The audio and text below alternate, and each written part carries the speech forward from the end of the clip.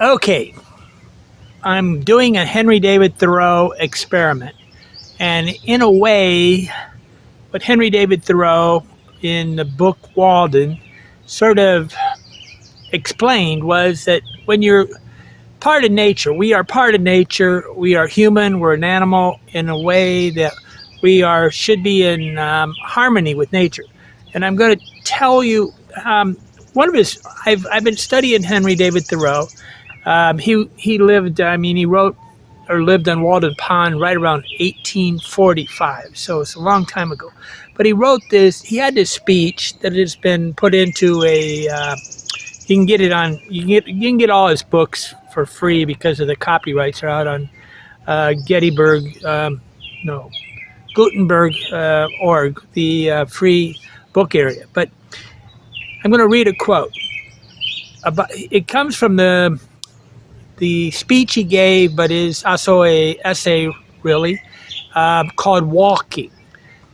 If you're ready to leave father and mother and brother and sister and wife and child and friends and never see them again, if you have paid your debts and made your will, settled all your affairs, and are a free man, then you are ready to walk. Okay. Walking was, in a way, Henry David Thoreau's profession. Yes, he was a writer, but what he did to revel and strive, thrive and strive and be alive was to walk. Okay. I'm in nature right now, and I'm going to live in a campsite for maybe 1.5 to 2 months, according to many things, but a lot of it is kind of expensive. Okay, I'm used to living in other countries where it's like half the price, and even then, it's amazing. I can live on average at least in a room with a hotel room with Wi-Fi and hot water shower and a bed and a nice management and stuff in about 200 countries.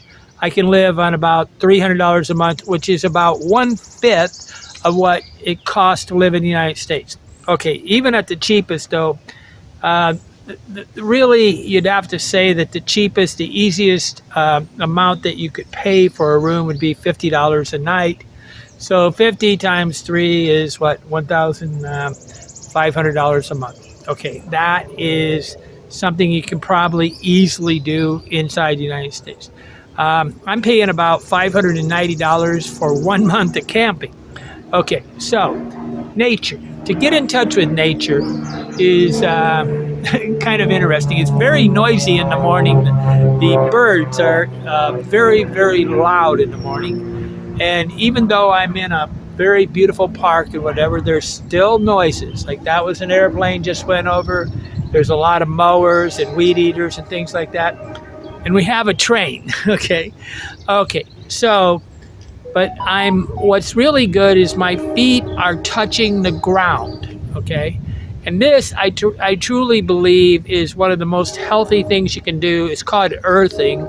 If you want to look about, there's electric chemical synapses in the body. And the body is basically electrical. Okay, so when you see those guys shock them, and on the TV series, emergencies and whatever, when they're shocking that, they're shocking the electrical system, and it gets the body. But to be in proper balance with nature, we need to have our feet barefoot and on the ground. Okay, there are different ways you can do this in the house, but I truly recommend walking barefoot in the grass. Okay, and I can tell you that definitely makes me feel better. Okay. I used to, when I was younger, before I was about, say, 23 years and younger, I walked barefoot a lot. In fact, at Indiana University, I probably didn't wear shoes the first month that I was at Indiana University. I would go to classes barefoot. Okay, but I highly think that as a bucket list, once a year, a person should not put on shoes for 1 month a year. Okay, that's a bucket list of mine. I did this many times in a place called Pia de la Cuesta, and there's nothing more liberating than not putting on shoes, okay, and wearing the minimum amount of clothing, just a bathing suit and a t-shirt and stuff like that. That is, to me, the freedom. And Henry David Thoreau talked more about the idea of observing nature. And I'm in nature right now, and I could tell you so far today is the first day in the last, I don't know, say 10 or 15 days that I've been in Indiana that I haven't seen a deer, okay? In this park, I see deer. So there's a very good reason. I've been trying to calculate, and nothing makes you feel more in touch with yourself than seeing a deer, okay? And I'm trying to calculate. I think at 15 miles an hour, it's going to be very difficult to hit a deer. And but I leave often before sunrise and go to McDonald's and sit in there. They got one of the best environments that there is for me to work on my computer. And it's air conditioned, it's quiet, it's got an electrical plug. It's a very pleasant place to live. It's very clean too. Contrary to what you think, you're not buying the actual, see, what we have right now in the United States is almost a propaganda brain that has been convinced that paying $8 for a Starbucks is a wise move, okay? But what nature does is it gets you in touch with yourself. And so it'd be hard to say that a person walking in nature wouldn't, in a way, anybody that starts to walk in nature, when I'm saying nature, like walking in places where you're walking on the grass, you're walking surrounded by trees, animals, and birds, you're going to find yourself. Okay, so this in a way is what I'm trying to do. I'm also trying to finish a book on the philosophy of, and I don't know, probably put 15, 20, probably 20 chapters in each book. I'm not really sure. But I'm writing a book called The Philosophy of. And Henry David Thoreau, when he went to Walden Pond, he went there to write a book. Okay, and the valuable part for me of the book was not his writing on nature. It was really his writing on economy. He said that basically you can work 6 weeks a year and have all your money you need for things. And right now, I can guarantee that it's really super easy. You can work let's say 30 to 60 days inside the United States and go live in Central and South America, Southeast Asia for the rest of the year, and because you'll earn enough money inside the United States. The difference between the money that you earn in the United States and the money they earn is a bigger gap every year, and it's really accelerated to the point where I'm even tempted to work just 15 days inside the United States every year, and it would just take the edge off of things. But I'm really hoping to increase my Patreons, where I get the monthly Patreons. But if you believe that I'm telling the truth, become a Patreon. That's the goal. See, Patreon is a way to get money without... See, advertising makes liars out of people. And I have never been a liar. I could have lived in free hotels and done all this stuff. A travel writer is a person that normally writes an advertisement for a hotel and basically tells you a bunch of lies about the hotel or the airline or something like that in exchange for things. I don't know how any radio announcer can ever be an honest person. Really hard to do it. I don't like advertising. I think it's the wrong way to monetize writing and videos and things. But Patreon's a good way.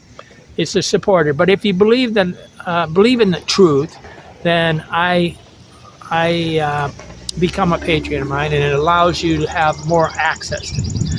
I have learned on a tent that you need a tent big enough to stand up. A canopy tent, about $50 with 2 or 3 of these. You can buy these tarps and make a better tent out of a canopy and put a floor in and all this stuff relatively cheap. Okay, but you need a tent big enough, I think a canopy is a square room that is big enough to sleep in. It's just like a hotel room without the bathroom inside, right?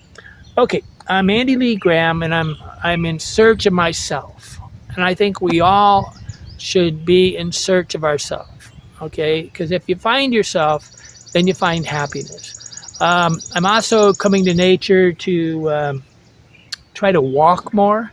I haven't done it yet. I mean, I have not walked much around this park, and I've been here a couple days. Um, why?